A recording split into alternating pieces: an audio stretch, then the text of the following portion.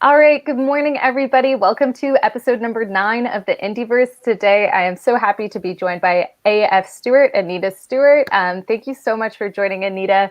For anybody who is new to the IndieVerse, on this live stream, we talk about all things indie publishing, whether that be small presses, indie publishing, audiobooks, cover design, different genres, different writing, and we have different guests on a weekly basis to come and chat about those things. So welcome. So happy to have you here. Basically, the way these interviews are structured is we will be doing an interview and you are more than welcome to ask questions in the chat, which we will get to at the end. So if you have any questions for Anita as we go through today, just let us know, drop those questions in the chat and we'll be more than happy to answer them. But before we get into the interview, I'm going to turn it over to Anita to give a bit of an introduction and let us know about just a little bit about yourself. Well, I am Anita Stewart. I write under AF Stewart because I'm from Canada, and we have an author here in Canada who writes cookbooks who writes under Anita Stewart. So didn't want to get confused with her, so I used my initials. Anyway, and I write horror, and I write darker fantasy. All sorts of fantasy, actually, epic, historical, and I'm sort of, my upcoming series is sort of an urban fantasy, contemporary fantasy based in Arthurian legend. Anyway, and this one is my latest horror story collection. And that's all the protagonists in that. There's 10 stories. They're all women, which is something I've been playing with lately, doing women villains and things. So that's always fun. Basically, I'm kind of a boring person in real life, though, you know, just normal, every day, get up, have breakfast, do my work, watch TV sort of thing. So there's not too much, no exciting events happening in my life, but it's all in the books. The books are the exciting part. And I think we can all relate to that. My day-to-day is a pretty typical day-to-day. But also a fellow Canadian. That is awesome. I am from Toronto, currently living in Montreal, but right now visiting Toronto. So yeah, I'm over on the Atlantic coast in Nova Scotia. Nice. Yeah, I have gone to Nova Scotia once and it was beautiful. I really, really, really wanted to go to Dalhousie University. That didn't end up panning out, but that's what I wanted to do. So it's nice to have a fellow Canadian on here. I feel like a lot of the times, and I feel like mostly at this point, mostly been talking to Americans. So it's nice to have a Canadian perspective. Just to start, the question that I like to, kick off with everybody is, how did you get started in writing? Was it a lifetime passion? Was it something that you fell into? What was it that kicked off your career as an author? Well, I've always been writing in some form, like even as a kid. I mean, I wrote a lot of poetry as a kid. I still write poetry. I have several books published on that as well. It's like I've always told stories and wrote stories and weird little stories. I still write weird stories. But getting serious about it didn't come until later. And I sort of came into the indie publishing industry right at the beginning. Right, it was just starting. This is even before Kindle and Amazon. So I've been doing the publishing part of it since 2007. It was like I figured, well, I was just Googling and looking on the internet. How do you get published? How do you submit? All the rules, doing research. And I just stumbled on this new print-on-demand publishing at lulu.com. That's how I got started. I thought it would be a good way to just publish some poetry, a few short stories, and see if anybody had any interest and if it was really worth pursuing as a career at all. And I just started that way, got into it, and never looked back, really. That's awesome. So you started with Lulu. As things have kind of evolved with KDP and Ingram, have you moved over? Because Lulu's still, I personally use KDP pretty much. Yeah. Some of my early books are still over there because really they're they need serious exclusively, work. but I feel like when it comes to publishing. Pardon? I said some of my early books are still over on Lulu because they really need a little work to improve before I move them off. But I've been on pretty much most of the platforms at some time. Lulu, Smashwords, D2D, Kindle. So yeah, they're all over the place. But most of my books are over either on Ingram Spark or Amazon or both at this point, as far as print goes. And for the ebooks, they're either on Amazon or they're through D2D.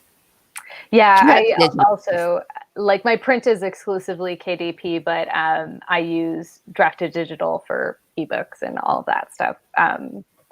Yeah. Oh, that's so cool. So even before, because I know KDP and like Amazon really hit the scene. What was it in like 2014? So you've seen the kind of 2014 or 2011. I can't remember the year, but you've clearly been there for the whole kind of like evolution of the industry, which is amazing. Yeah. So why focus, like it sounds you've got poetry and you've got fantasy and horror. So why those genres? What is it about those genres that have attracted you to them and kind of keep you writing in that space? Well, the poetry part, that's kind of more personal. I mean, that's really not, I'm not in it for the money for the poetry. Yeah. So I just publish the poetry because I love poetry. I love to write poetry, and it's kind of an outlet for me as well. So that's the poetry part of it. The fantasy part that's kind of where my heart is. It's always been that way. I mean, I as a kid, I loved Arthurian legend, Grimm's fairy tales, and fantasy. And I tried mystery because that's my other love, and I suck at that. So, yeah, all my mystery stories kept turning into fantasy stories because it was easier to throw in a little magic and everyone knows who the killer is. Yeah. So I figured, well, if that's the case, fantasy might be the genre for me. The horror part kind of came in accidentally because I wrote this very nice, sweet little story about an angel and a child for this writing competition. And apparently I'm allergic to nice. Because my muse deserted me. Yeah. And it's like, because I hated writing that story. I mean, it was a good story, but I hated writing it. And so in order to get my muse back, I decided to write the most horrific thing I could think of, which was Jack the Ripper. So I wrote a Jack the Ripper prequel horror story. And I found out I liked it. Apparently I like getting in the head of serial killers and doing bad things to characters. So I started pursuing horror after that, as well as the fantasy. I feel like I feel so devious sometimes because I mean, I don't write horror, but whenever I know some folks have a real hard time doing terrible things to their characters, and I sit there and I'm like, this is gonna be so good. Like that's what I do. Yeah, yeah, me too. I mean, it's like everyone. Oh, I cry when I kill off a character. It's like I'm going, yay! I know, me too. Oh, maybe this is a sign that I have to get into horror writing because that's how I feel too. I know some folks definitely get emotional, which is. Everybody's got a different process, totally valid, but I think we're very similar in the way that we because it feels, I don't know, like you're upping the stakes and significant. But that's super interesting to hear. So I guess one of the questions I have is I've never written horror, and I know you also write dark fantasy. So I was curious as to kind of like what are the defining elements of the horror genre, because I guess I'm a little fuzzy where thriller and horror and all of those things kind of intersect. So I was curious about your take on it because as a horror author, yeah, I was just curious what your thoughts were. Yeah, to me, horror is more about fear. That's the overdriving element that you want to present to the reader, and thriller is more about kind of like tension and suspense. And to me, that's where the dividing line is, and that's what I'm going for when I'm trying to write the horror. I want the readers to sort of like be unsettled and afraid. Well, yeah, afraid, and that sort of kind of like what's going to happen. What's going to jump out at me sort of feeling, you know? And I tend to go more on the psychological side a lot of times. I mean, I have done some gore filled stories because they're fun. But yeah, a lot of my horror tends to be the psychological sort of thing. Very cool. Has there been anything that kind of like inspired you to write in that space or the fantasy space? Like, is there anything that you would kind of point to and say, like, this is my inspiration for wanting to write in these genres? Well, with the fantasy side, it's definitely Ray Bradbury. Because especially his short story, All Summer in a Day, that was kind of the first thing as a reader for me that went, wow. You know, it's like I've been reading and enjoying stories, but then I read that short story and it's like, wow, that was kind of like a gut punch and first time I really realized that you could do that as a writer. Right. And and Neil Gaiman's an inspiration, as well as Guy Gabriel Kay. I mean, his books are just awesome. And I suppose a little bit in a way Agatha Christie too, because I mean, she did so much with characters and with intricacies in her plots that have inspired me. As for the horror stuff, I don't really read horror, which is kind of weird, I suppose. So you really fell into horror. Yeah. I mean, it's not that I don't like horror or, you know, or think it's a bad genre or anything. It's just that I'm just a big chicken when it comes to reading and watching scary stuff. So I don't really read or watch a lot of it. I mean, I'm a little better with the watching area, you know, because I love Supernatural and some TV shows and movies and stuff I don't mind if they're kind of light horror, like things like The Others or Crimson Peak was a really good one. So I sort of watch light horrors, I guess, basically. But yeah, I mean, as far as the slasher movies and the things like that, no, I don't watch those at all. That's so interesting because I feel like one of the reasons why I wouldn't venture into the horror genre is because I used to love horror. Like I loved it when I was a teenager, and now I don't know what changed, but they really freak me out now. So that's always why I was kind of like adverse to perhaps writing horror, but it's interesting to hear that like you can write it without necessarily watching it or reading it. Yeah, well, it's weird though, because when I write it doesn't scare me at all. I mean, I can write stuff that's just awful, terrible stuff, and it doesn't freak me out at all when I'm writing it. Reading and watching it, I think it's because in your imagination you're picturing it, but when you're writing it, you're sort of structuring it. Right, two different views or something. Totally. And like when you're watching something, you're like building up, like, oh, what could it be? What's gonna happen? And when you're grabbing the pillow and closing your eyes. Yeah, shutting your eyes. I haven't read too many horror books, so I can't really speak to the like experience of reading that many horror books. But I remember when I was younger reading a Stephen King book, and I was like, I didn't want to turn the page, but I wanted to turn the page. I was like, oh no. But again, I don't read much horror, so it's just super interesting to hear. So do you, I guess this is like total an aside type question, but when you're rereading your horror, like when you're editing, are you still in that structural mindset? Like, are you still, or do you kind of get scared / fearful / nervous when reading your own horror writing? No, I'm still in the structural mindset. It's really weird because, you know, my stuff doesn't bother me.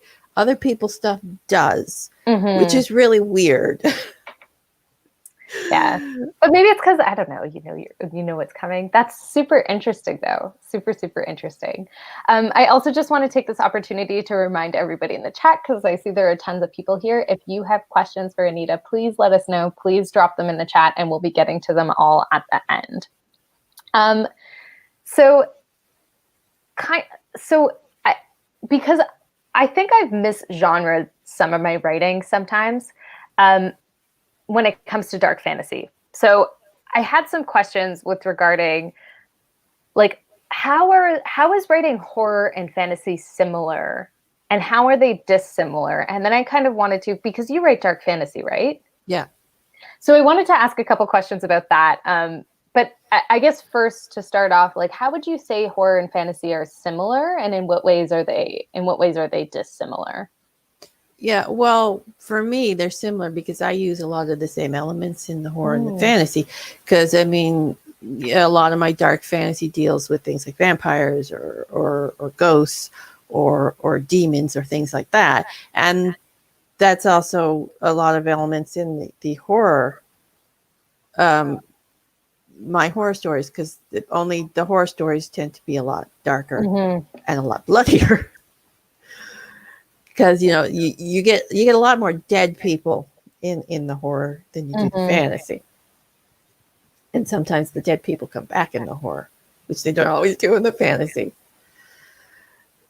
Although I really don't write a lot of zombie stuff, which is weird. I've written some zombie poetry, but not too many zombie stories. But I do write other undead things like vampires and right. And immortal characters. I'm big on writing immortal characters lately. So, but yeah, with the horror, it's different than the fantasy because it's more about the fear in, like I said, in the horror, and it's more about tragedy too. I think the closest thing to horror that you'd have in fantasy is like grimdark. Yeah. Only the horror, I think, has actually more hope, which is weird, than grimdark. Because even in horror, you have to have a little bit of hope that that they'll get out of it, that the characters will get out of it. Of course, all the characters don't get out of it, but because I mean, it's not horror if all the characters live, and that's basic. And that's a big difference too, because all the characters can live in fantasy. Yeah, that's definitely true. Yeah, in fantasy, there can be, everybody could survive, theoretically. They usually don't in my books. In mine either. I'm like, yeah, I guess you don't have to kill them. I kill them, but you don't have to. Yeah. Okay, so I guess I used to, the first and only novel that I currently have published, because I'm a newer author, my second book is coming out really soon, I used to call dark fantasy. And then I was like, oh, maybe it's more like an epic fantasy adventure. And all the subgenres of fantasy, there's a lot of them, right? So I was curious to ask you, like, from your perspective, what do you define as a dark fantasy? Because I have jumped back and forth onto whether this book is a dark fantasy or not. I'm like, oh, well, it's darker. Not everybody survives, and it's dark, and there's probably more gore than horror, I suppose. So anyway, I was curious to get your thoughts. What is the subgenre dark fantasy? Well, I'd like to think dark fantasy is anything that deals with the darker elements of human nature. Tragedy, evil, stuff like that. But I mean, if you're going to categorize it for actual readers, I mean, most people these days consider dark fantasy a little more into the urban fantasy even. Oh, okay. Than the epic, which just makes it hard for people like us to actually categorize our books, because like my epic fantasy is rather dark, especially that's my trilogy, my Saga of the Outer Islands trilogy, especially book 3 where I have a very murderous pirate. Anyway, so I've started to categorize it as dark epic fantasy. So people know it's epic fantasy, but they know it's dark as well. Right. Anyway, but yeah, and actually, my series actually is doing well under sword and sorcery, which is weird. Mm-hmm. So basically, you find the categories that fit mostly with your books, and then see which one does the best. Is basically how I do it. Yeah, it's difficult. I find it very difficult because I also write epic fantasy.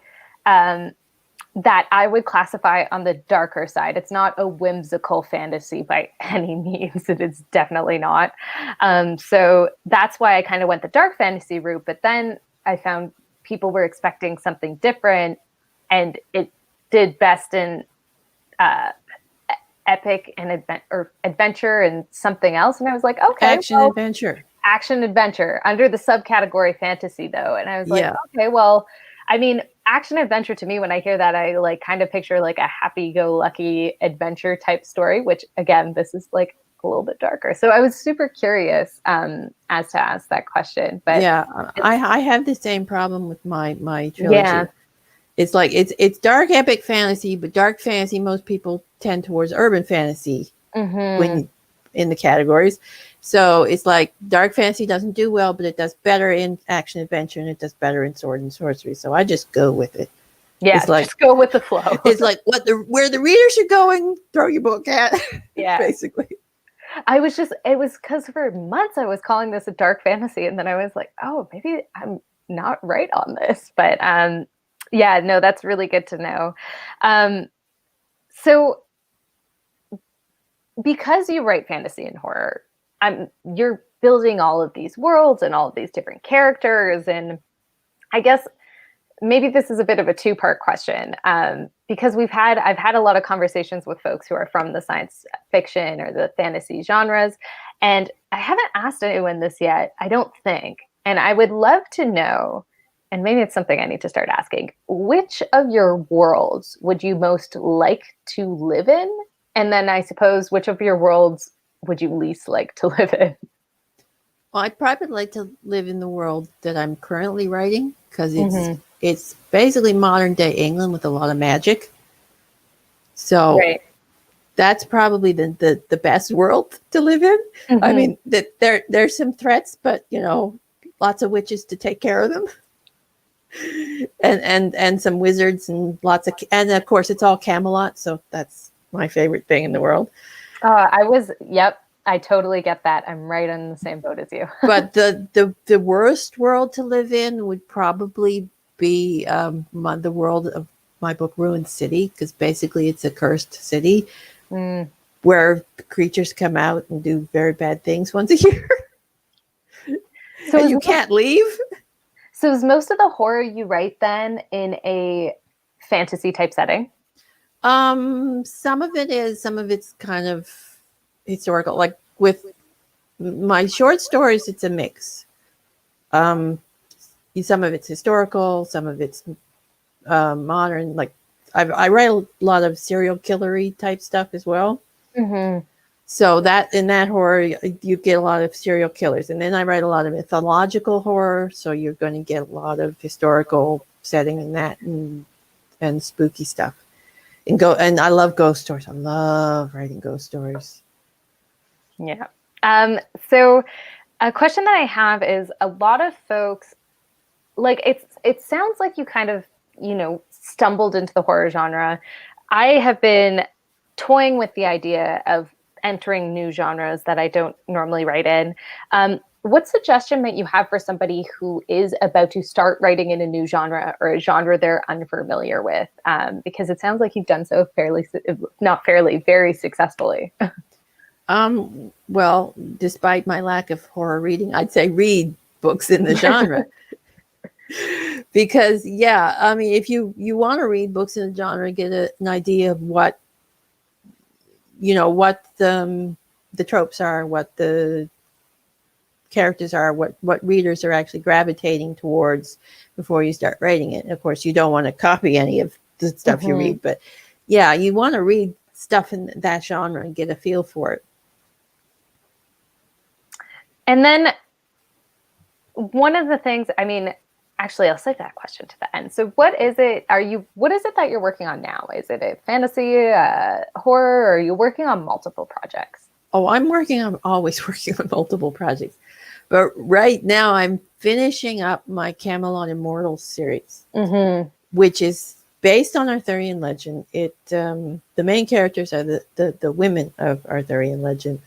Nimue, Morgan Le Fay, Isolde, Vivian. And there's one new character who's Isolde's grandson called Martin. And it's basically, the premise of the series is magic makes you immortal. So they're all sticking around today during the modern day era. So, and that's basically the setting. It's modern day England. And then magical chaos starts ensuing, and they have to go and fix all the crap. And then there's destiny involved. And then they get to a portal between all these like nether worlds, which is part of the magical realms. So I get to throw in all these sort of fantasy elements as well. So you'll see trolls and elementals and elves and things in the books as well. And then you get all the Camelot legends thrown in there. Well, it's kind of a big mix of a lot of stuff in it, but it's a lot of fun to write. And I love my main character. She's curmudgeonly, complains a lot, drinks a lot, and swears a lot. Sounds awesome. So you said you work on multiple projects. How do you balance all of that? Well, I usually focus on one at a time, and then if I get, a little bogged down on something or a little tired of something, then I'll switch over to another one and write that for a while. Like I'm also got a horror novel in the works as well. It's kind of this psychological demon versus woman thing going on with that, and it's set in the Victorian era. And then I've got my historical fantasy, which is set in Venice in the 15th century and deals with the Venice politics and this kind of assassin character. Anyway, but I had to put that one on hold because that one needs a lot more research than I realized when I started it. So I put that one on hold while I do some research on it, because there's a lot more of 15th century Venice than I thought. It's really, really intricate and complicated history in that city. So, yeah, I was going to say historical research. I like doing research in general, but historical research is something that is like very intimidating for me. I love it. I love historical research, but it does take a lot of time. So that's why I put the project aside, because I have to block out the time to actually do the research. For sure. So, I mean, we're about at a half hour. I see there's a bunch of questions popping up in the chat. So I wanted to ask you one last question before we move over to those. Myself included, a lot of folks that watch my channel on YouTube, and myself included, we are fairly new in the writing world. Like I have one with my second book coming out, just getting started. Some folks are still aspiring to publish that first book. So what advice would you have to new and aspiring authors just starting off their career? Join writer groups. There's a lot of nice ones out there, and just, ask questions, and don't think questions are dumb. That's the one thing I see a lot of people say, this might be a dumb question. But if you're a newcomer and a new writer, you know nothing. Yeah. I mean, that's the truth. I mean, we know, as new writers, we know nothing. I mean, we have a lot of preconceptions that are wrong, and, so just ask questions. I mean, especially if you're an indie author, most indie authors are very happy to answer your questions and help out. Totally. I've only encountered people who are like extremely welcoming and extremely generous with, their time really to help me out. And so it's been a really amazing experience. It's what I love about the indie world. All right, so we are going to move over to some of the questions in the chat. There are plenty of them. Thank you so much for all your questions, everybody. So the first question comes from Laura, and Laura is asking, what is the line between horror and gore? Body count? Well, gore is actually a subgenre of horror. I mean, Yeah, and I think it's the one most people think of when they think horror. You know, the slasher films and the Hannibal TV show, which I love. Oof. I love That it is the too. one horror show that I actually watched and loved. I think because it's the serial killer thing. I mean, Yeah. I watch a lot of true crime shows too. So, Mhm. but yeah, so gore is horror can be a lot of things. Actually, it can be psychological horror, which is just basically, you know, sort of the mental instability sort of thing. It's the cat and mouse game. That probably is the closest to what you call thriller is the psychological horror, and it can be. And then there can be like the mythological horror, the ghost story horror, and stuff like that. And then you've got the more gory stuff, which is the slasher. And you can have gore in almost any type of horror. So it's more of a sub genre or a sub element in horror, and is gore. But it is fun to write. I agree. It's I mean, I'm a little bit graphic and gory in the novels that I write, and I agree it is fun to write. Yeah, there is a line where you have to wonder, you know, is this too much though? Yeah. You know, that there's a balance there when you're doing gore. I had a beta reader once be like, we're going this level of detail, and I was like, oh yeah, well, I guess we don't have to. All right, so the next question comes from Julia. Julia's asking, I have a horror fantasy idea and I'm trying to flesh out the idea more. Is there a tip you would have with developing an entire novel from a few ideas and scenes? As in, do you start with conflict, etc.? So I guess this is a little bit about your process. Like what's the process that you follow when you're developing your story ideas? Well, I've actually started doing scene outlining, which I find helps. Because, you know, it doesn't have to be detailed outlining. It's just like one line. First scene, this is what happens. Second scene, and then it goes to this, and then it goes to that, and that, and so on, so on. You end up with 100+ or whatever, how long the novel or is going to be. And the thing is with that is you can get kind of like a structure of how it's going to be, and then you can look at it and you can change things. You can move things up, add things, take things away, rearrange things. And as the novel develops, as you're writing it, you can change it again. You can, okay, I need this in here now. Because I mean, between that scene and this scene, there needs to be something else and stuff. I found that very helpful when doing a novel, is to do the scene outlining. And then, like I said, it like for my most recent one I seen, it was like the quest happens was one of the scenes, and then more questing, and then the next one is more questing happens. You know, so by the time I got to those 4 scenes, I had a better idea what was going to happen in the quest. So as you write, then like, so you do your scene by scene like outline, and then as you write, you might flip back to add in more detail or add in an additional scene. Yeah, so it's like you just, okay, what was this scene? Okay, we're going to write that scene. So you write that scene, and then the scene, as you're writing the scene, something develops in the scene that you hadn't put in the outline. So you go back and you add another little thing. Okay, now this has to happen here. And then sometimes when you're down here, oh, wait, this is an interesting thing, but if I move this up here, right, to this other scene, it'll give it more foreshadowing. So you go back and change things. Nice. So it sounds like a combo of like plotting beforehand, but then also adjusting. Like it's a dynamic type thing. Well, you always adjust. That's the thing. When you talk about plotting or outlining a novel, that is never set in stone, ever. Because as you write, things change. It's like I was writing the first book, which is of my Camelot Immortal series, which is coming out in October. Little plug. One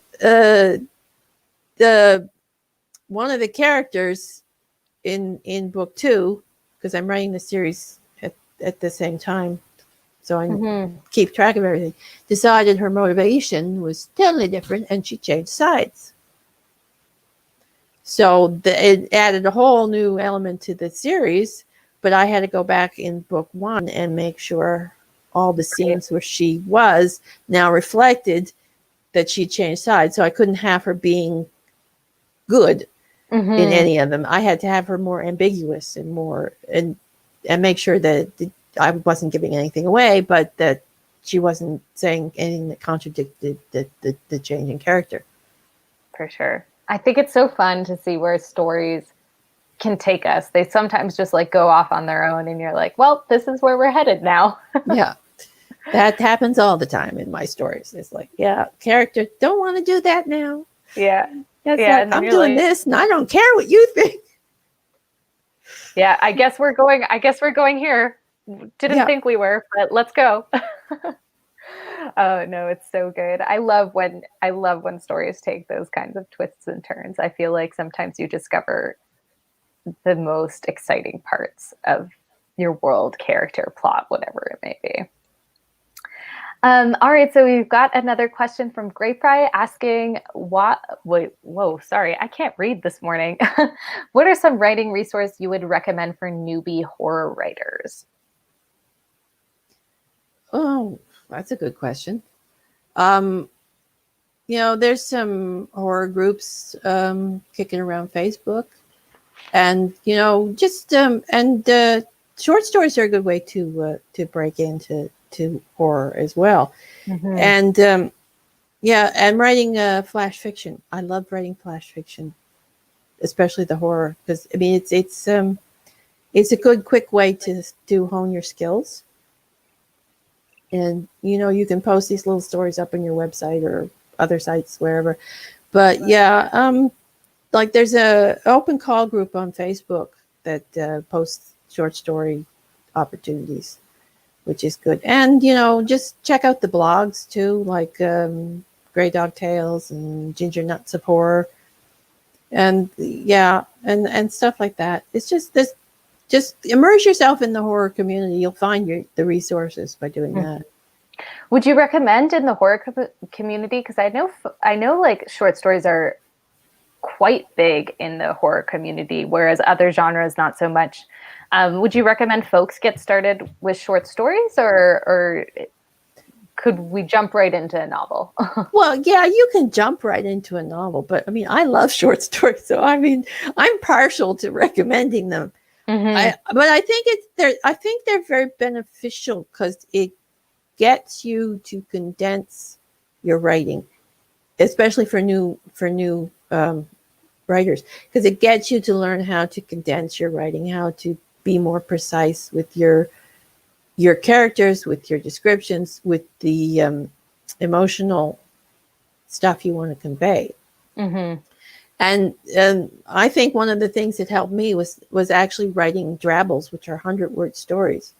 Because if you can write 100 words and convey exactly what you want in that short amount of words, then you can write a novel a lot easier, because you know what to take out. It helps with the editing, I guess, is what I'm trying to say, because you know what to take out and what to leave in.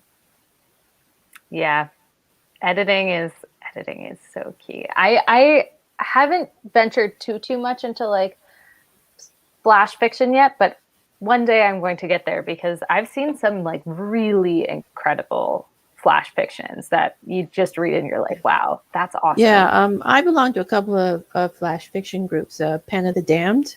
There are some really talented writers in that blog. It's sort of a rotating group, and everyone gets a chance to post a story every Wednesday. And there's a Ladies of Horror group on Facebook, and we do flash fiction every month for a blog, Spreading the Writer's Word, which is fun because we get picture prompts for that. Oh yeah, nice. And I think there's 4 pictures, so you're going to get a certain amount of stories for each picture, and the different takes on the stories that are inspired by the pictures are so much fun to read. Yeah, and then I can imagine too, because there's that visual element, you can just see how everyone's minds work and interpret it differently. So cool. So this is kind of a pretty good follow-up question about how do you go like just what, since we were talking about your process, how do you go about inventing magic systems and monsters in your stories? Oh, well, the monsters are pretty much inspired by myth. Yeah, I love mythology, so you're going to find a lot of mythological monsters. And there's so many monsters and myths to choose from. And, not just the Western mythology, but Eastern mythology and Indian mythology. I mean, there's some great monsters out there. And I recently was talking to an author from New Zealand, Lee Murray, and she did some of her stories in her new book from New Zealand mythology, which I'm looking forward to reading. So my monsters, for my magic systems, I'm maybe a little more old school with that. Because I know everyone these days that they like the hard magic systems, but I'm really partial to soft magic systems. I'm a hard magic person. That's funny. Yeah, I do make rules for myself. I mean, you can't just go and do anything with it. Right. I mean, that's no fun, really. So, like with the Camelot Immortals, there's like a 3 system in the magic. You've got your basic, your minor magic, which is basically, just energy balls and so because I mean I needed something good for the fights so they can whack each other with fireballs and stuff. And then you've got the major magic, which is basically your spell-based magic. You need ingredients, you need time, you need to make potions and stuff to do all of that. And then you've got what I call ascendant channeling, which is basically you need power sight, like something like Stonehenge or ley lines or stuff like that. And they can channel the inherent magic that are in these spaces and places and give themselves like a power boost. And so that's basically the magic system for that series. And like with my trilogy, my Saga of the Outer Islands trilogy, that was basically gods.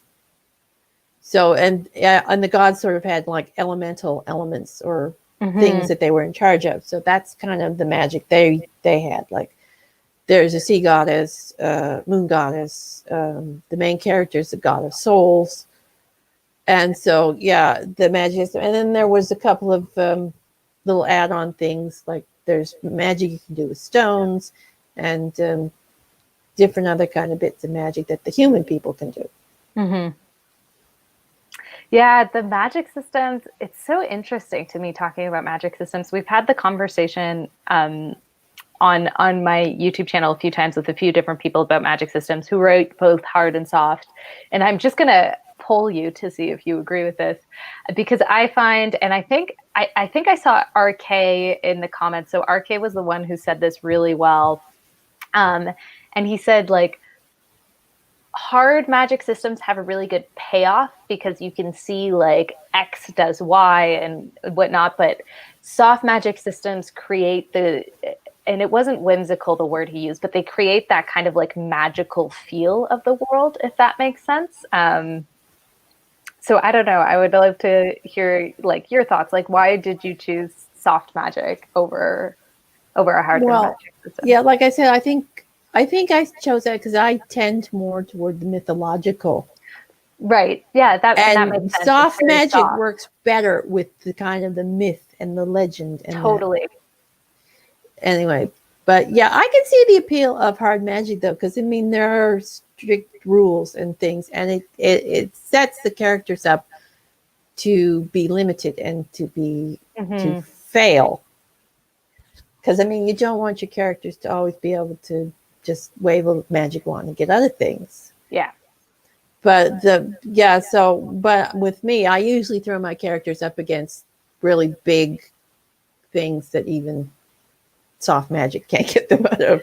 Right. Yeah. No, but you're totally right when you said like you use mythology and all that stuff. Like soft magic just seems to naturally fit with that because it's the whole kind of mythos. Anyway, I'm definitely going to have to pick up your books because Arthurian legend is. Yeah, well, the prequel of that series is out now. It's called Eternal Myths. And basically the first 2 short stories that I based this, that kind of inspired the series. And then the first book comes out in October, and I think the rest of them are going to be out next year. Yeah, that is awesome. I'm sorry, I'm going to skip a couple questions because we were just talking about short stories, and I saw somebody ask a question about short stories. So I'm going to skip to that, and then we can go back to the other ones. But Aphrodite was asking, I had such a hard time writing short stories. Any tips? Yeah, well, basically the way I write short stories is I envision the beginning, and then I envision the end of it. And then you just fill in between the two things. I mean, that sounds simple, but it's not. But I find if you know where the short story is going to end, like if you've got the ending in your head, it's a lot easier to write it. Because you do your basic this happens, to try and find it, fix it. Something worse happens, then they eventually fix it, sort of system too. But yeah, I find if I start with the beginning and I start with the ending, and then it's easier to write the middle part. Yeah, I think I'm also one of those folks that even when I write a novel, I typically know how it's going to end before I even start it, even though I consider myself more of a pantser. Like in my head, I know how it's going to end in general terms. Yeah, I was just going to say I'm going to try that out with short stories now. Yeah, yeah. With short stories, it's more of a straight line than like with novels. You've got subplots and you've got different character development. But with short stories, it's really more of a straight line from A to B, too. Yeah. All right, so the next question we have here, there's lots of questions today, which is awesome. The next question we have is from Laura, and Laura is asking, how do you go about publishing a horror anthology? Is self-publishing the way to go if you are a newer author? I don't see anthologies on agents' wish lists. Am I looking in the wrong places? Well, yeah, you probably are better off if you want to publish your own collection of stories to do that self-publishing. If you want to just get a short story in an anthology, then yeah, just go to the open call groups, or I think it's the Submission Grinder.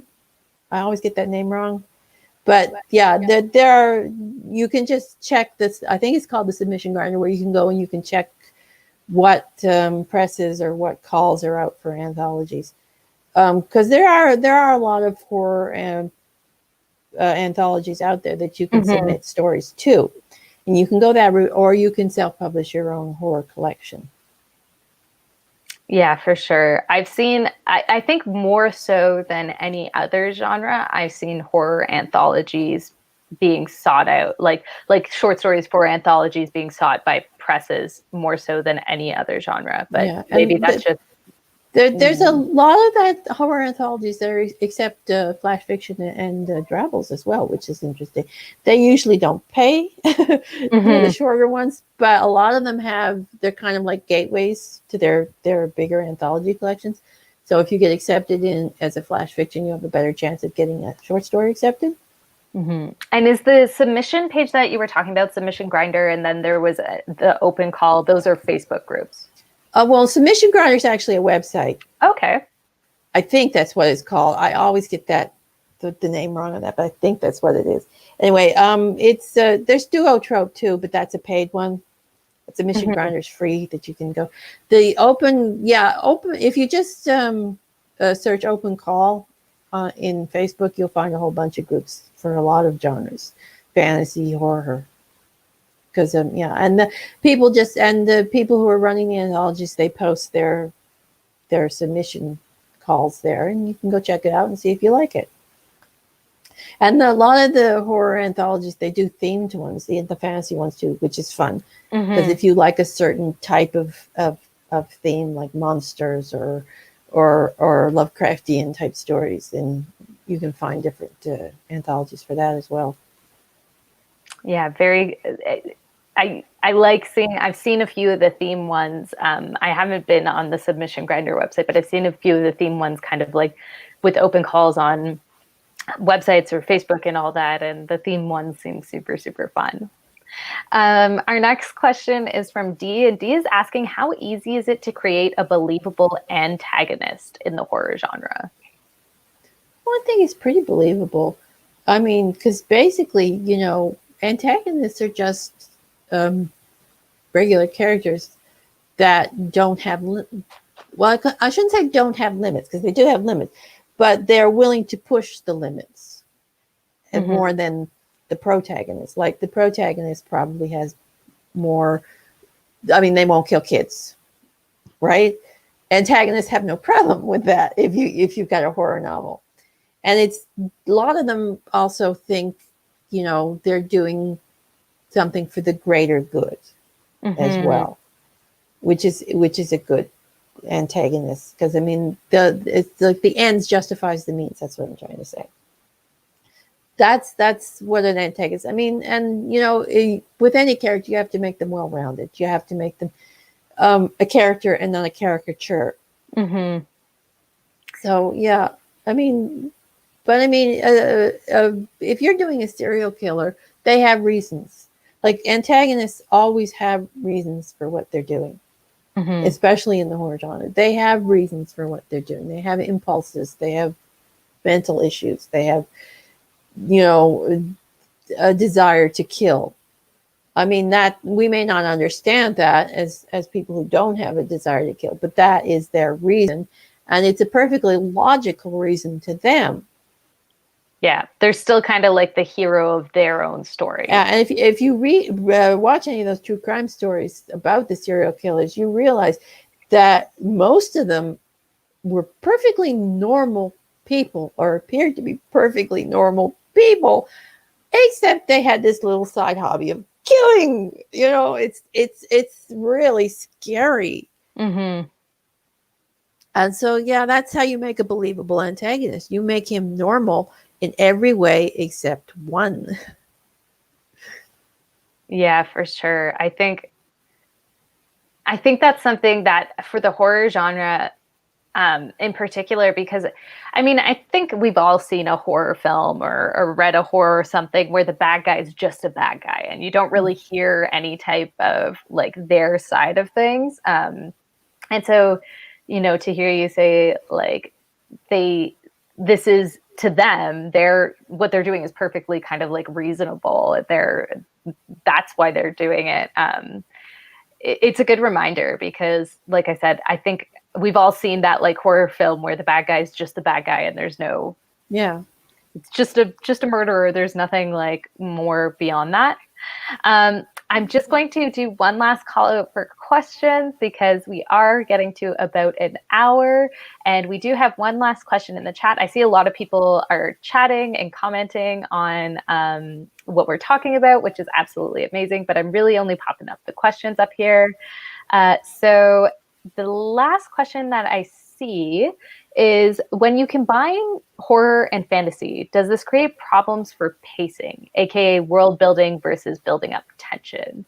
That's a really good question, Dee. Yeah, it doesn't really for me, because I mean, generally, when I'm combining horror with fantasy, I'm usually leaning one way or the other a little bit. It's like it's a horror with fantasy elements, or it's a fantasy with horror elements. So, so in a lot of cases with the horror, it's already got a built-in setting, because a lot of my horrors, I like to do Victorian horror a lot, or historical horror. So that has a built-in setting, because I mean, really, Victorian England, especially Victorian London, is kind of a, you know, ready-made for horror. You've got fog, you've got people. You think Victorian, you've already got the Jack the Ripper connection. Yeah. You've got the foggy streets, the gas lamps flickering, you know, it's a just built in for horror setting. Anyway, but so basically, yeah, I kind of lean into one or the other, so it really isn't a problem with me. And you know, the thing is, if you're going to do good pacing, you have to have tension regardless. Right. And world building should, in my opinion, world building shouldn't be in your face. Right?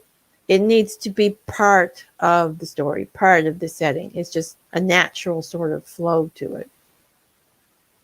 Definitely. World building any world building in fantasy, in horror, even in just like contemporary, if the world building's too in your face, it can really pull you right out of the story. Yeah, I mean, the world building should be in the details, in my opinion.